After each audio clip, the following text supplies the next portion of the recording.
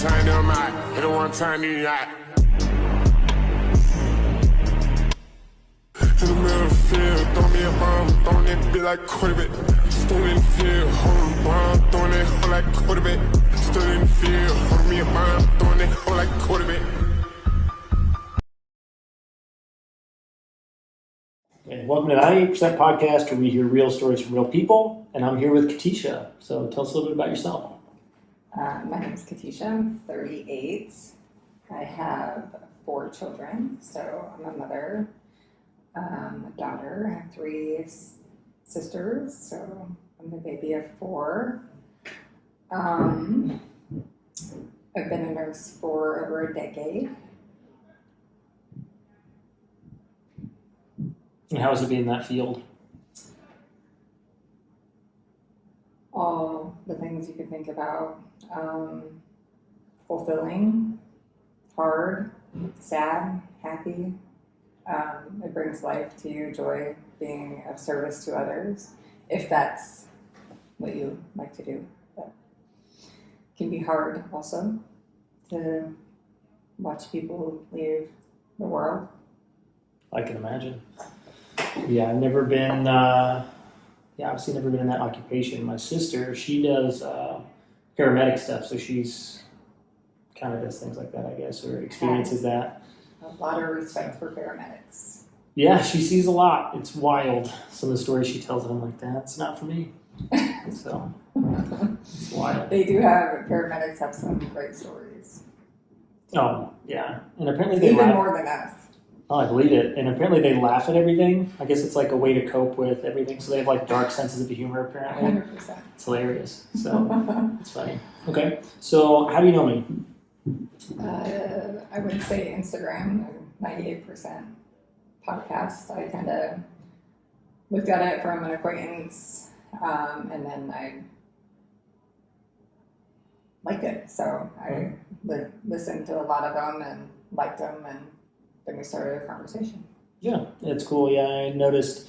Yeah, because I noticed you liked some of the episodes and stuff, or some of the posts that we did, or whatever.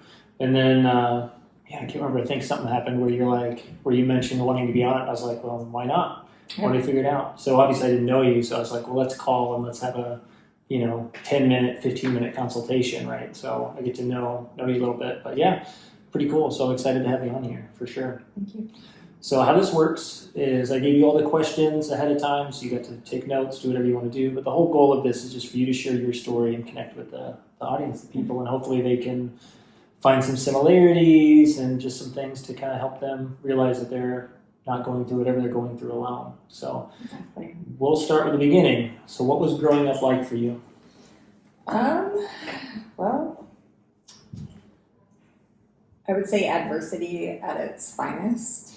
I lived so many lives as a child in itself, right? I grew up with a mom addicted to drugs.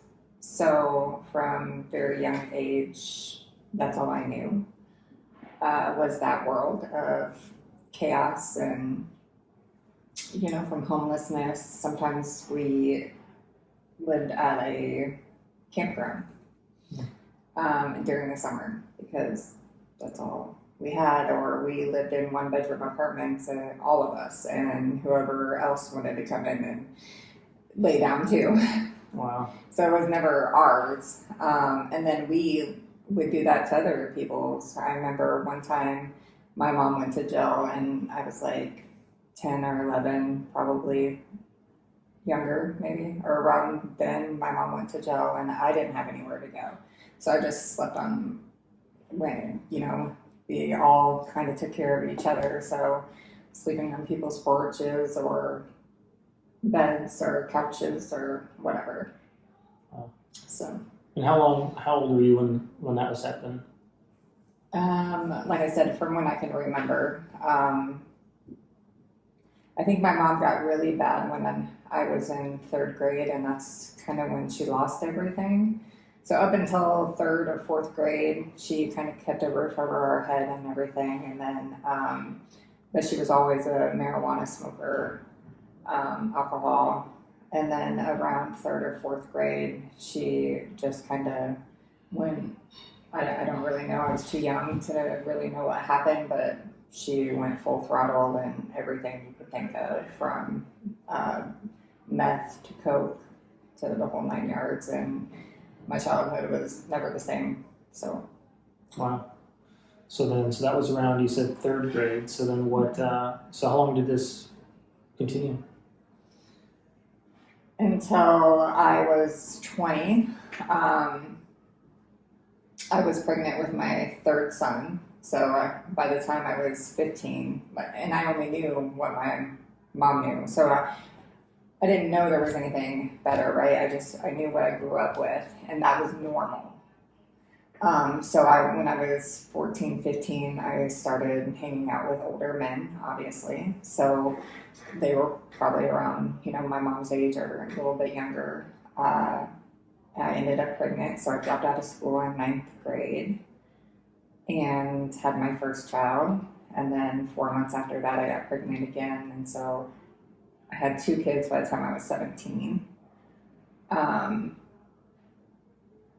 I ended up losing custody of those 2, and then I got pregnant with my 3rd child at 19. And when I was a little after that, I turned 20. The state had the first 2.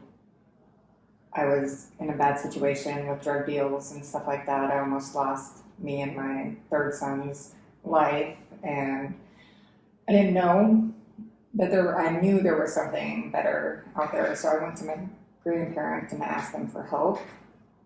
They put me in a treatment center in Omaha, Nebraska, and I never looked back. So I had a great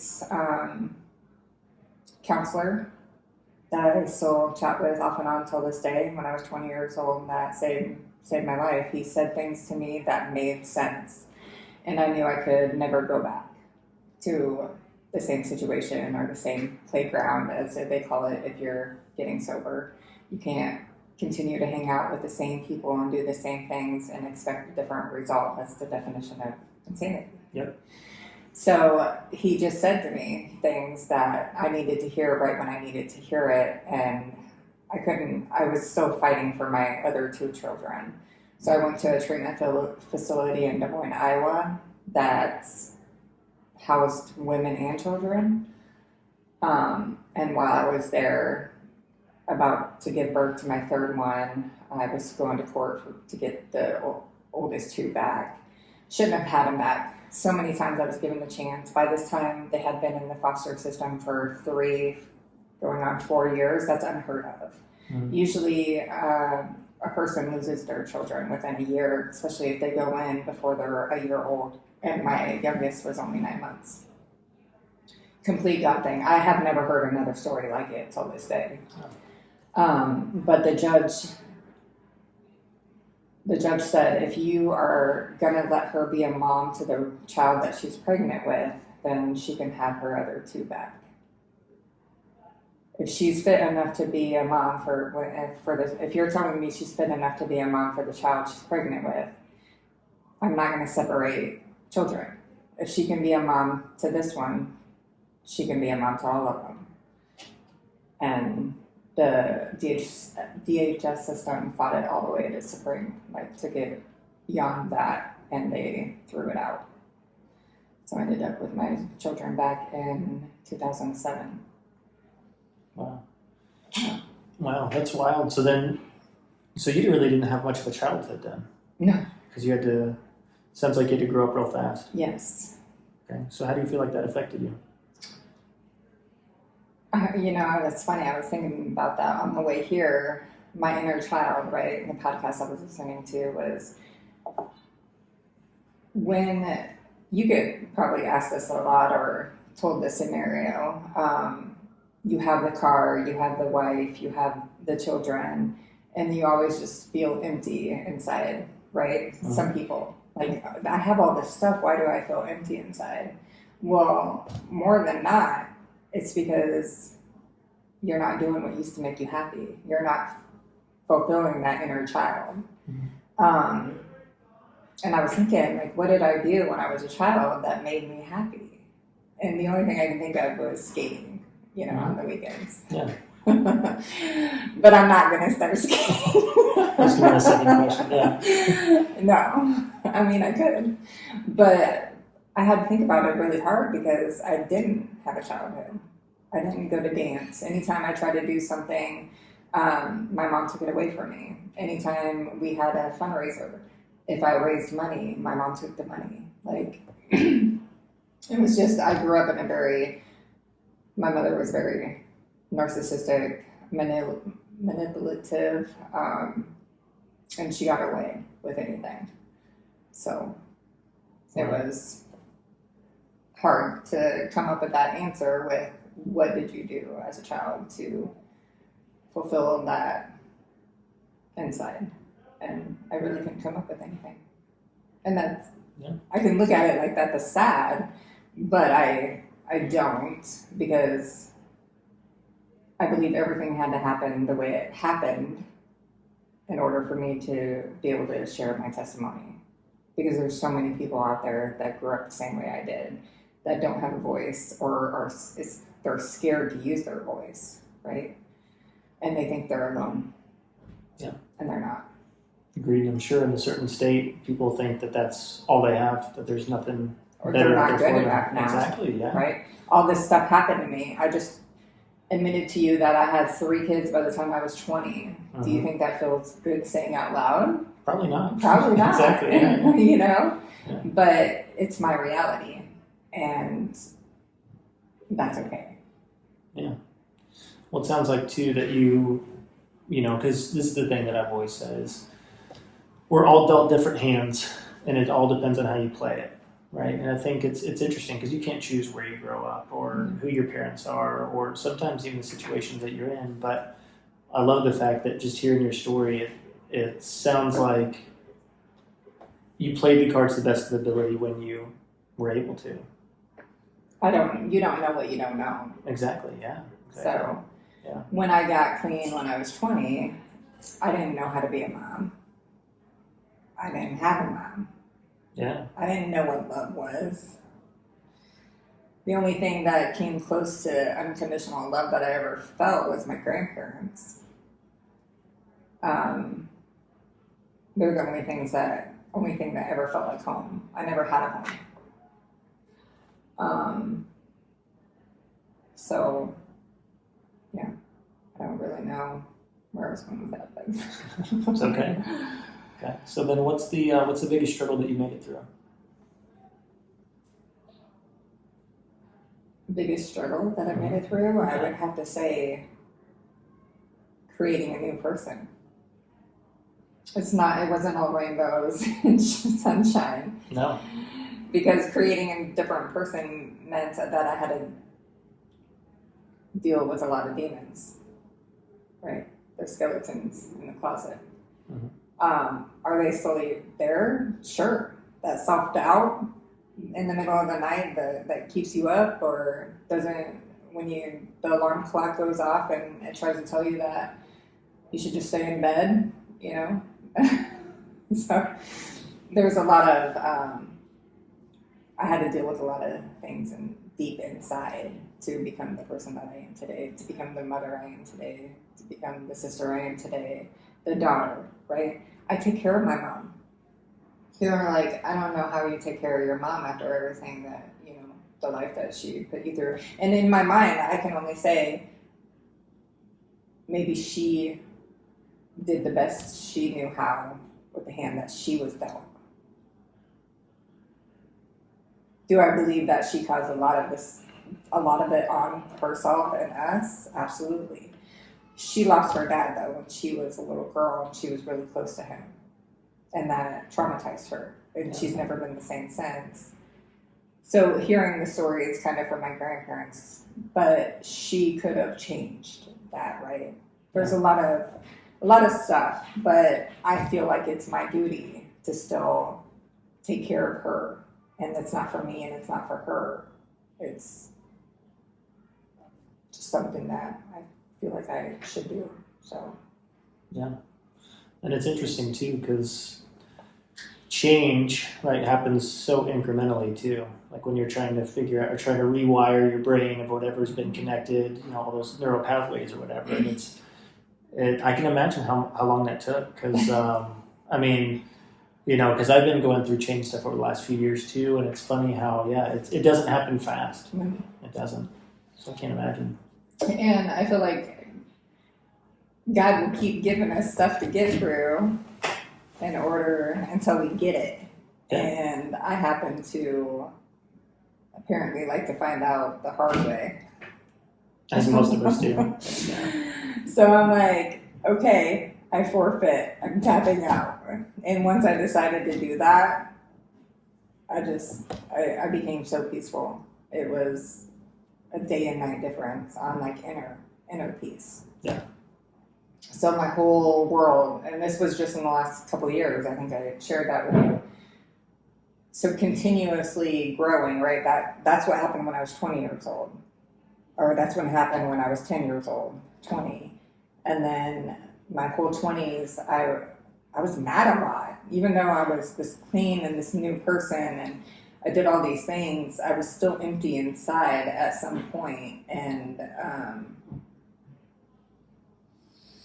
I was judgmental and mad. And I wanted to tell everybody how to fix their life and what they should be doing instead of what they're not, what they're not doing and what they're doing. And it was my way or no way. And if you didn't listen, then I was like, I told you so, and blah, blah, blah. Like I had it all figured out, right? Yep. And I wanted to tell everybody else how to do it. Yep.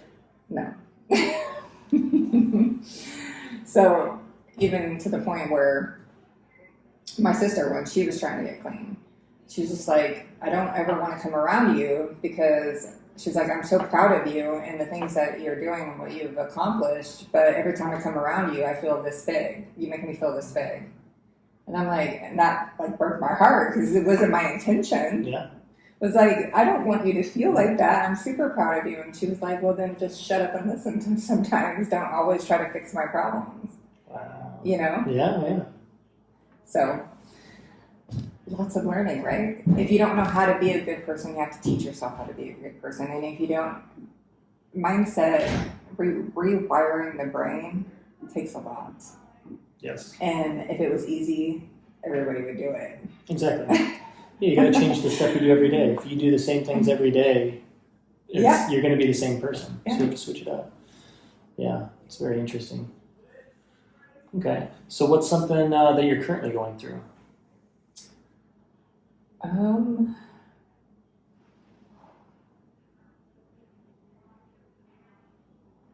kind of wrote that down. I would say I'm currently going through some mindset change, right? Thriving continuously. And I hope that never stops. Like, I am so obsessed with figuring out like why my behaviors are this way and what can I do to change those if they're negative, right? Mm-hmm. And then figuring out the positive. What are the positive things? I think right now I'm going through a phase of how to share my testimonies. I went through all these trials, and especially this last year. Last year, I think I was in a season of God just stripping my life from everybody that He didn't want in it, and people I loved and that I thought loved me, right? So that hurts. Yeah. But I believe that, not saying they were all negative, but for some reason or whatever, I needed to completely clear myself of what I thought I was or what I was going to be so I could transform into what God is doing in my life in this season. So even though there was a lot of fire, dumpsters going down the street on fire, I'm at a internal peace that I've never experienced before. Wow. Okay. And you were talking about thriving. So are there certain things that you're doing on a daily basis to help with that? Absolutely. What are you doing? Well, I listen to podcasts. Okay. I try to surround myself around people that have what I want, that are listening or talking, behaving, mindset, right? So my huge thing right now is you change your mind, and that book I was telling you about, you change it couldn't have a better title, right? Change your mind, change your life. So I think it's just obsessively looking for that in the world is kind of where I'm at on a daily basis. Like, how can I do this? How can I do this? How can I do this? It's like an obsession in my head. So right now I'm going through just something I wanted to do personally was get to know the Word more. So I've been listening to a Bible app, Mel Robbins, Joyce Meyer. I think my grandma introduced me to Joyce Meyer at a very young age. So I remember her being on the TV when I would be at my grandma's. And just some of her life stories and what she went through as a child just stick with me. And she says it in a way that I need to be told, right? Because I need that kind of hardcore verbiage. Like, get your shit together. Yeah. Like, you're acting like this because of this, and stop, right? Like, I need it direct. Yeah. So. It's fair. Yeah, I used to listen to Joyce Meyer when I was a kid. That's something my mom always had me listen to. It was funny. I remember listening to it, going to bed when I was a kid. I don't remember much of it, but I remember it being just something I always did. Did you ever have you listen to Benny Hinn? Oh, I know who he is. I didn't listen to him much. My grandma. She always made me put my hands on the TV. Save this child's soul. Oh, jeez. I probably needed it, though. Maybe. Oh, that's funny. I was like, I'm going to burn in hell. That's sad. Being a kid thinking that. No. It is interesting though, because I remember being a kid thinking the same thing too. Like, I used to have a lot of fear around that stuff when I was a kid. I remember, just being afraid that. I think it was the older generation. Like, they had a fear of that, right? Yeah, and they exactly. would just straight up tell you, you're going to burn in hell. Yeah, I don't think anybody ever told me that. And I don't know if I was. And it wasn't. Yeah, nobody told me that. I think it was just the fact that I think when I was a kid, I was just so nervous that it was just gonna happen. Because I'm not perfect, right? But as a kid, I mean, that makes sense, right? Because our brains are only so developed. So when I was younger, that actually made sense to me. But I remember being scared a lot of it. But I don't really think about it much anymore. But yeah, it was definitely a thing. Yeah. Okay. So now, who's someone who's changed your life that doesn't know it?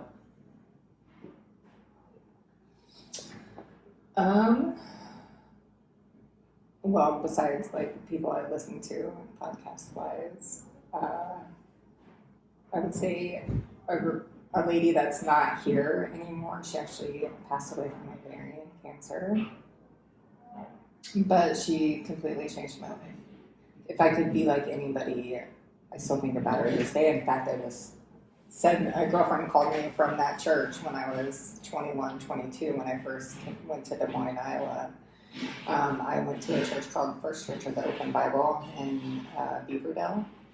And there was the lady there, her name was Debbie, and she just had this aura about her, like she was an angel from heaven, and just no matter what she was going through, she always had a smile, and she was always so loving, like unconditional love. You could just, it was written all over her.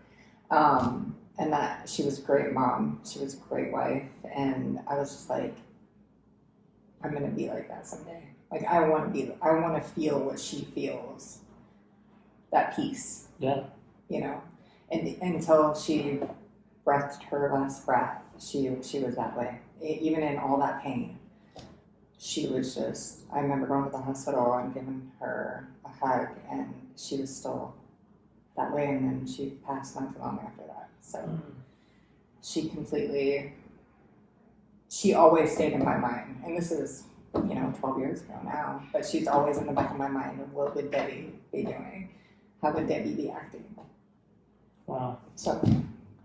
Wow. And what are some specifics of ways she impacted you like that you just totally gravitated to? The nurturing. Yeah.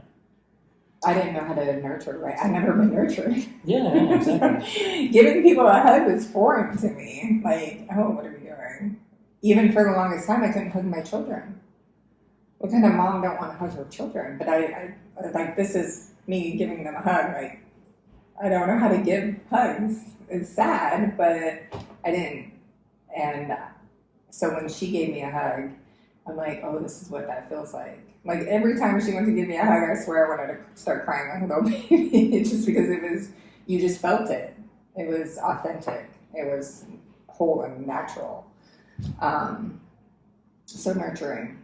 And now I am like that with my children. I cuddle with my kids all the time. Well, not all the time, they're older now, but like Jenna, we probably hug each other 4 or 5 times before we actually leave the house, you know?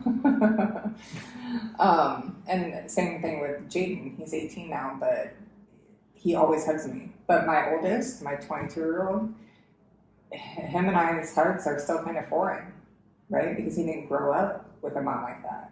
Yeah. So anytime we go to give each other a hug when he leaves, it's still kind of awkward. But the youngest two are all in it. So That's awesome. Yeah, it's so neat to think how you can impact someone without, I mean, just by the actions that you do. And I mean, that's an example, right? So Debbie just being who she is and doing what she did. Exactly, yeah. And that's why I think it's important is on a day-to-day basis, we need to, like, I'd say being authentic, right, is being who you are when you think nobody's looking, right? absolutely. And Integrity, right? Exactly, yeah, exactly. And I think a lot of times, a lot of people don't do that, right? They do things when people are paying attention or not. But if you do that, then you don't impact people like Debbie did with you. She was just being her, and she didn't realize how that was going to affect your life, and did it in a big way. Yeah. So I think about that. And so The lady I was talking to on the phone, Yeah. and I mentioned Debbie. She was like, I was like, you know who I keep thinking about lately? And she was like, who? And I said Debbie, and told her why, and she was like, oh my gosh, I can't believe you said that. And she's like, yeah.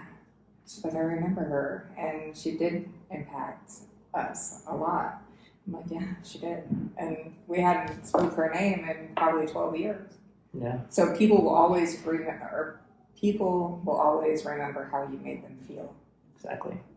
They're not going to remember anything else. They're not going to remember the car you're driving, the house you had, the whatever you had in the house, or Mhm. none of that's going to matter. The way you make people feel is what matters. Exactly. So Exactly. So, and the thing is why I like this question is because a lot of times we don't let people know when they change our lives. You know, I know I didn't anyways for a long time. So I try to make it a point as if someone impacts me to let them know, because we'll never know. Like, I'll never know probably 95% of the people I actually impact. I'll probably never know. Yeah. Because either they won't tell me, or they won't know, or they'll be doing their own thing, because you never know how you do it. I mean, obviously, I was impacted by just from the videos I was watching, right? Because you're sharing people's stories, Yeah. and that takes a certain type of heart Yeah. to want to do that, right? Yeah. No, I know. And I just want, that's what's funny is I can't tell you why I want to do it. It's like, it's You just, want to do this. Yeah. That's an impact. It's true, yeah. I just like connecting with people. I think a lot of people have really good things to say, and I think the things people say when you really get to know them, I think impacts people on levels that you'll never know. Never. And that's why I do what I do. Even if it is only 100 and something subscribers or whatever, it doesn't matter, right? It's because I like to connect with people, and hopefully, right, that impact grows. But if it doesn't, and it just stays how it is, that's fine too. Yeah. So it's all about just connection. So cool. So now, what's a skill or talent that you could share with us?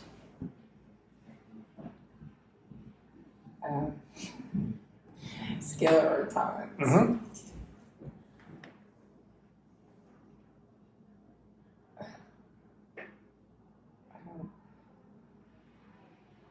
Help me out. You got nothing? Well, I mean, I have a lot. Okay, well, how am I supposed to help you out? Give me yours first. Well, skill or talent. Well, there's a lot of things. So, and I like this question. I ask people this question because I don't think people stop to think about what their skill or talented in typically. Exactly. But I think everybody has something they're skilled and talented at, even if they say, because I've had plenty of people on the podcast say, oh, I'm just not good at anything. It's like, I'm sure you are. What So is it? I would have to say unlocking people's potential, Okay. right? So the energy, like even when I didn't want to be, I was always a natural listener. Mm-hmm. Now, a lot of people would argue with you, but I'm saying like for people that don't know me, Okay. you would walk up to me and just for some reason want to share your whole life story with me. Okay. And I would listen, right, and give feedback very rarely, but I would see myself impacting people's, like igniting, just naturally letting them ignite their own brain thoughts. Like, oh, I said that out loud to her, and so I have all these other potentials that I unlocked just from speaking out. And I wouldn't have to say anything. That's when I didn't want to. Like I would be mad. I would go home complaining, like, I don't know why people think they can just come up to me and tell me their whole life stories, blah, blah, blah, blah. Like, I wasn't happy about it because I didn't work on my inner self yet. Yeah. But once I worked on myself and realized how impactful I could be to people and unlocking their potentials, that's a true gift. Because like I said, you display the same, right? People just naturally want to come up to you and start talking, have a conversation. And I think that's a gift. It is. I like that perspective, though. It made me laugh because I know plenty of people that are like that like, man, so-and-so just won't stop talking to me. It's like, well, if you shift your thinking a little bit and think about that for a second, they're doing that. Why? Because they feel comfortable talking to you. Yeah. You know, and that is a gift. I don't know. Think about that. Yeah, exactly. Okay, I guess I should listen. It's like, yeah, that's fun. Okay, so now what are you learning about currently that you'd like to teach us? I would have to say biohacking. Okay. And I say that in like a broad perspective. So not only biohacking your mind, but your body. Okay. Because our body, well, that saying I sent you that I put on my wall at work, like our mind and body are not separate, right? Whatever we're feeding our mind, our body follows. Even from talking to your food, right? I believe talking into everything. Don't ask me to talk to a plant and keep it alive because it's just not going to happen. We're not there yet. Okay. Okay, sure. Plants and me, I can keep a cactus alive. Okay. Who can't? I'm just kidding. And an aloe plant. Okay. Yeah. Got that in my books. But talking. So talking to your body, talking to your mind, talking to your food. Whatever we affirm, right? So affirmations. Yeah. If you speak it out, if you write it out, it just works. I feel like it just works out. So what you think comes to fruition, or however you say that, right? So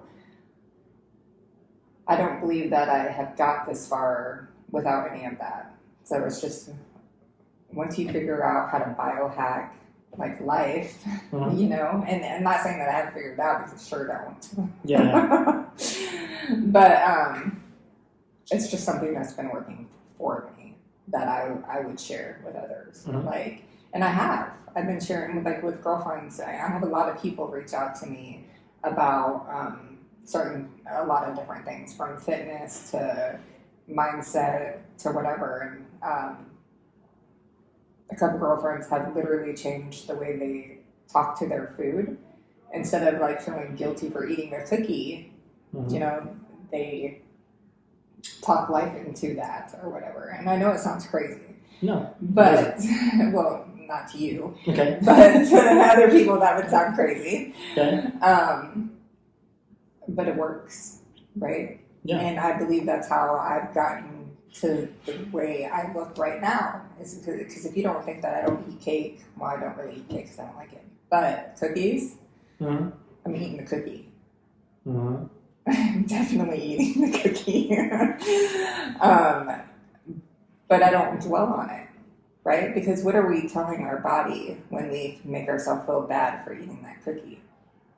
We're saying, oh, I'm going to gain 10 pounds now, or my sugar is going to get high, or this, or that, or this, and now I just might as well eat 3 more cookies, right? The negative, it's a trickle effect. Exactly. So your body's response to that is what? Weight gain, sugar increase, eating more cookies than one. So if I say I want that cookie, it's going to nourish my body. I can have that one cookie and feel fulfilled, but I'm eating the one cookie and I'm feeling really good about it. So my body's response to it is what? Nothing really. Yeah. It's just let me eat the cookie. Exactly. Yeah, because what good does it do to have negative self-talk about eating anything anyways, right? You just put yourself in a and that's just an stressful example. state. Yeah. Imagine what you would do, what that would do if you're doing that with your mind, with what you're putting into your mind and how your thoughts, everything creates a negative or positive response. Yeah. So consequences can be negative or positive. We just hear the word consequence and we automatically think negative. Exactly. But everything has a consequence. It's true. So how you think is going to give you a negative or a positive. So even if you're in a bad situation, how you think about it, are you dwelling on your blessings or your trials? Because whatever you're thinking about is going to win. Yeah, exactly. It's funny that you say that. They did a study, and I do this in I have a journal group that I lead, and there's this gratitude practice, and they talked about some studies, and some of it was really interesting. It was just like that. It's like they did a little test where they had people divided up, and they had people that, it was called blessings versus burdens, essentially. And what you do is they had 3 groups. One group would basically be grateful for everything they did throughout the day, and they'd write it down. You had people in the middle that would just write down objective things like, I went to the park, I ate food, just objective stuff. And then you had people that said all the negative things happened in a day. And there's overwhelmingly way better results from people who counted their blessings, essentially. Increased sleep quality, less physical symptoms of any ailments, and just random stuff like that you're like, wow. It just proves that there's something to that, right? That mindset. And I spent a lot of years with the opposite mindset, so I can for sure say that is true. And speaking from my own experience, God will keep putting me through stuff until I get it. Yep. Like, oh, you didn't get it that time? Okay, here's this. Or you didn't get it that time? Here's this. And I'm like, you keep doing it to yourself, right? So you keep setting yourself up to go through certain things. I was telling somebody the other day that just gets so flustered, anything doesn't go right. The smallest little thing. And I used to be the same way, so I know. And they're younger. So I'm like, I was just shaking my head and something happened. And it was just like, F this and F that. And I'm like, I promise you, the sooner you learn how to take small little things and not act like you step on a Lego, the more peaceful you're going to be. I know. And I was like, and it took me until I was 26 to figure that out. I used to think like anything, littlest thing. I thought you would have thought I'd step on a Lego and broke my foot or something. And the mindset shift is just insane. Yeah. So how do you help somebody with that? Sharing experience, giving them tools, right? Because they don't know what they don't know. True. They don't know how to not freak out every time a little thing happens. Even if they're like, yeah, that was stupid, I shouldn't have acted like that, that was crazy. But they don't know how to not do it. Exactly. Right, it's at the foundational level, right? So they're conditioned to do it. That. So it's tough to give advice or to share something because people don't change until they're willing to, right? Right. But you can always sow the seed. So you can always give, just don't have any expectations around it. So you share something with someone, and the worst thing you can do is be upset that they didn't take your advice, but it doesn't really matter at the end of the day. And that's how I used to be. Like, Yeah, I exactly. said that. I planted that seed and you didn't listen to me, and I'm going to make you know. I need you to know that I told you. See, and that's bad for you. That's Yes. what's funny. That's what's funny, that mindset. So it's like, how can you do that without having strings attached? Of like here, let me share something with you if you want to hear it. Yeah. Sure, okay, cool. You share it, and then all of a sudden, and then you just let it go from there. Yeah. Right? Exactly. Just detach from the outcome, and you'll feel better, and who knows? Because you're not going to convince somebody otherwise. Or when I used to pet peeve lying, right? And whatever. But I needed, or if somebody didn't tell me something, I needed them to know that I knew the truth. Like, no, this is this way, and this is what you said, and this is what you did. And I would make it a point, drive myself crazy, make it a point, and even in unhealthy situations, I would need them to know that they did me wrong. Mm-hmm. And I don't know if that stemmed, and that was my early 20s. I spent my early 20s like that. Just like I said, controlling. I wouldn't say control. I would have to say controlling, not in like a relationship controlling, just control of my life. Like I had to know everything about everything. Like why is the color of the house to the color of the, like every little detail. And I think it was a coping mechanism because I didn't know any of that growing up, right? I was so unaware of everything. I didn't know when my next meal was going to come. I didn't know anything. I was always on the edge, right? It created a lot of anxiety at a very young age. So when I started living a decent life, I didn't know what to do with it. I remember going to the grocery store for the first time by myself for a house that I had just moved into with 3 kids. I had my grocery list, right? I was feeling like a mom.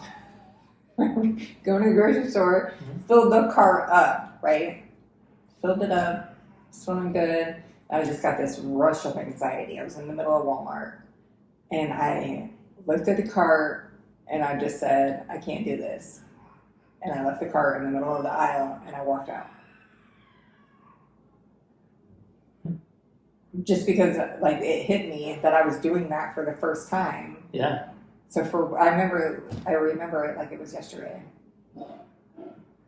Just because in that moment, I didn't know what was happening. I was like, here I am.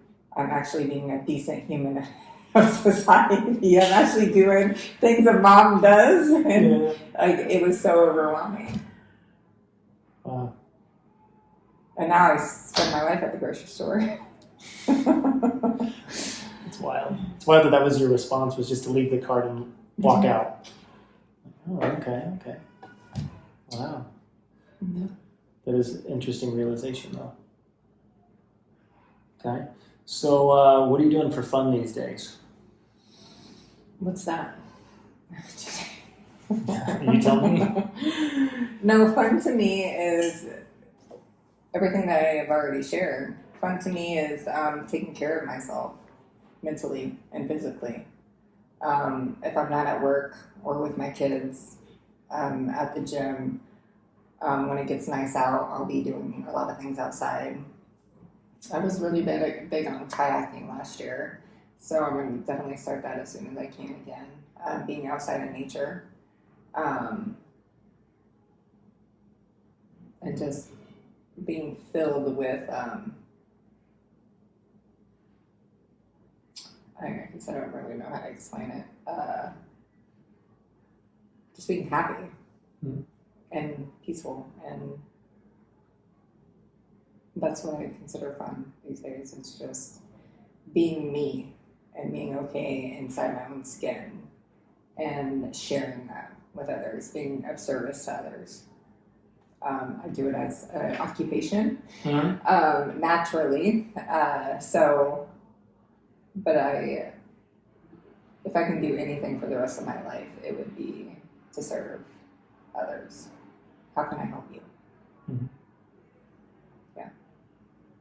It's funny, the last podcast episode, he referenced that a lot, actually, too, was the service piece.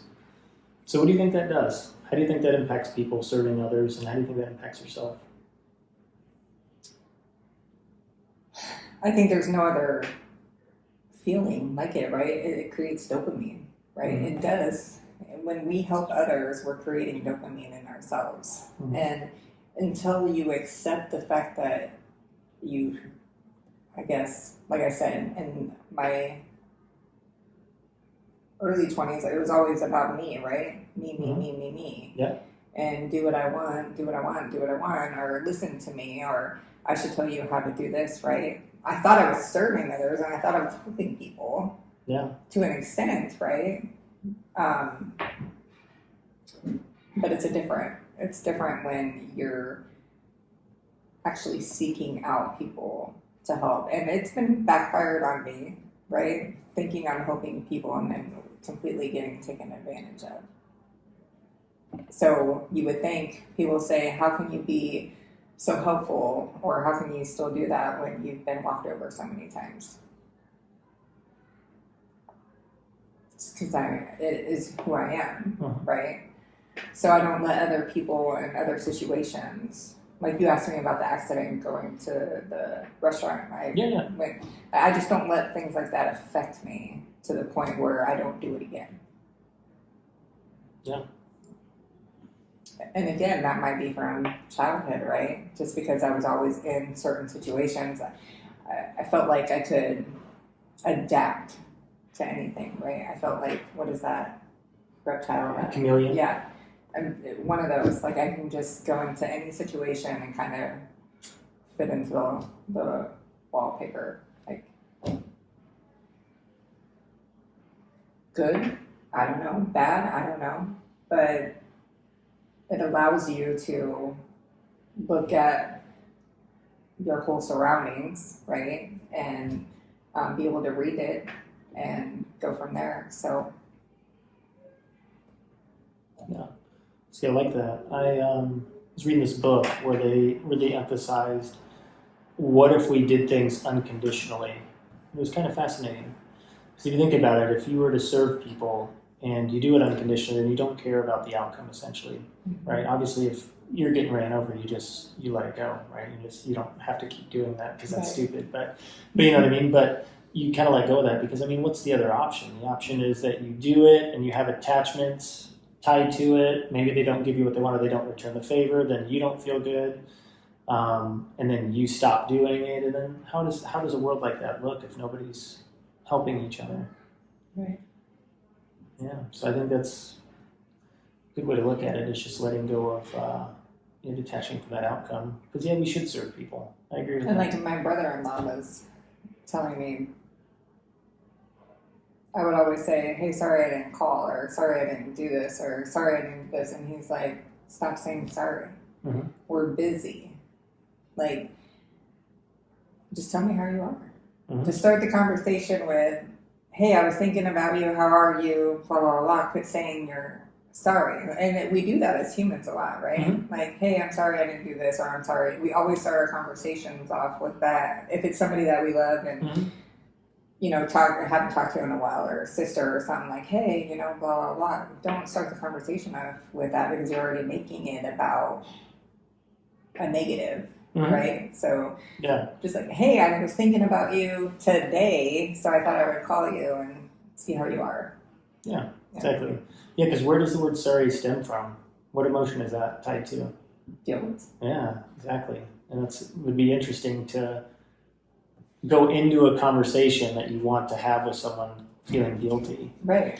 Yeah. Do you, thinking about that now, do you do it? Do you say, hey, sorry I didn't do this? It depends. Typically, no. I used to do that a lot with my ex, I remember, and I think that was just to make things feel better. But I shouldn't have I was always apologizing before conversations, and that wasn't a good way to go about it. But I realize that stuff now. But I don't know if mine was Mine might have been stemmed in guilt a little bit if I think about it. Feeling guilty that maybe I wasn't doing enough or something, essentially. Yeah. Okay. So we've covered quite a bit today. So this is the time where if you were to create a story from when you were born to now, what would that story be called?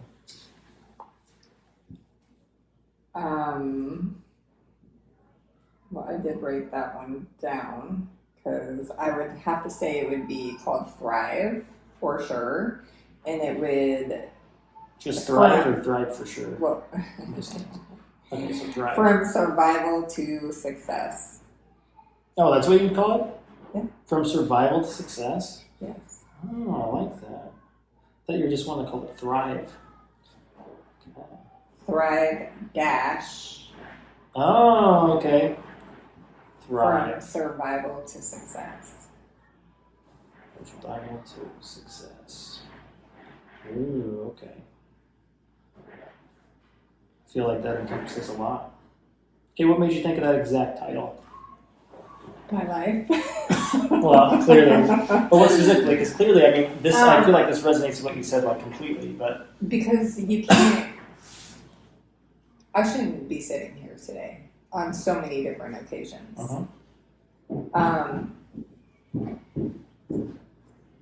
Stemming back from a timeline, right? Before I had a negative life, I got hit by a car when I was riding a bike and I was pronounced dead at the scene.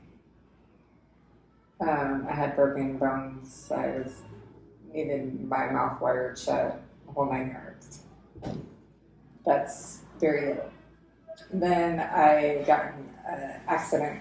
We played around trains a lot.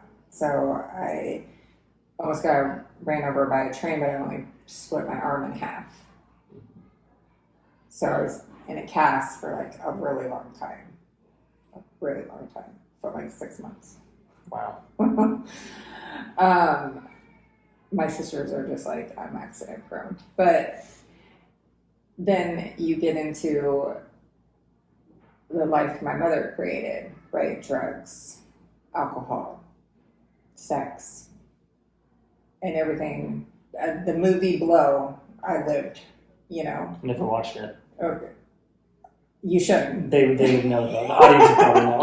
It's a popular movie. Yeah, I was in a lot of situations where I could have lost my life, but the very last one, the big one, is what got me to change my life. Right? I've had guns pulled out on me. Anything negative you can think of. I've been drugged. All of it. But even for being like a 9-year-old, 10-year-old alcoholic, my body wasn't filled with nutrients at a young age. It was filled with alcohol and drugs, right? So, in fact, if I ate, but I sure had a 40 in my hand. And then I go to treatment, or I get sent to treatment when I was like 12 for a year. So I didn't do anything for a year because I was in treatment when I was 12. I got out when I was 13, and that's when I started doing hard drugs like meth and coke and all that hard stuff. And then being around older men and having children, being in a very abusive relationship that brought on to it. So I was beat up a lot physically, sometimes on a daily basis, and I could have lost my life then. And then, so I've always been in situations where like I should not be. I look back and I'm like, man, I have no other choice but to share my story, right? I have no other choice but to help others and let others know that they're not alone. I'm not the only female that has been through all this stuff. And I'm only 38 years old, and I've lived, I feel like, 10 lives. Yeah. So I think looking back, I had no other choice but to call it thriving and continuously thriving. So how does somebody go through all of that into the mindset that I am in today? So that's where it comes from, is thriving, survival to success. And not success like fancy car, house. Yeah. I'm talking about mental success. Mental and physical. Not outwardly. Agreed. See, and I think that's Not important. worldly is the word I was looking for. Yeah, I think we lose track of what success actually means. We have this persona, like it's, a lot of money, it's, fancy cars, it's all this stuff like that, but it's so much more than that. And I don't know, I just always thought that was interesting. That's why I used to get turned off on a lot of success books or success speakers, because I'd always be like, well, define success for me, because what you think is successful, maybe I don't actually care about. You know what I mean? So it is interesting. And I think it is more important thinking about, because you're going to have your body forever. And so if you can keep yourself healthy, your mind, right, healthy, I mean, that's going to be with you forever. And that seems way more successful than, other things. So I like that. Okay, so now we have a couple questions left. But this is the time where you get to share with the audience anything you want to share. So this can be promoting any businesses, socials, anything you want. This is kind of your time to do that. Yeah. Kind of wrote some stuff down. Well, my Instagram. If people want to follow, it's nurse-Katesha. Instagram is the only handle I have right now. I don't have Facebook, so there's that one. That's all I have right now. I do advocate wellness, so I do have share a lot of supplements and peptides and all of that. But my website is on there. I guess my biggest thing is that I want to share is the power in being vulnerable. Why can't I say that right now? Say it for me. Vulnerable? Thank you. Okay. When I learned how to actually be that is when my life changed. Just being authentic and being nobody wants to talk about what they got wrong, right, in life. Yeah. They don't want to talk about that, but I do, because it's made me who I am today. Oh my gosh, I've done that and I failed. Yeah. And I failed big time, and being able to share that. There's so much power in that. And righting your wrongs. I till this day, have so many people that I can think of that I need to right my wrongs with. And the power in that, saying, I heard somebody sharing a story. Was that today? I heard that. They hit a girl in the head with a backpack when they were 7. But they knew that deep down inside it was still bothering them. So they reached out to that girl and said, hey, I know you won't remember this, but I did this and I just want to apologize for being a jerk. And the girl responded, I remember it like it was yesterday, and it has been bothering me till this day, and my kids are going through the same thing and I don't know what to say to them. So imagine how much power that had. That is energy, right? It is, yeah.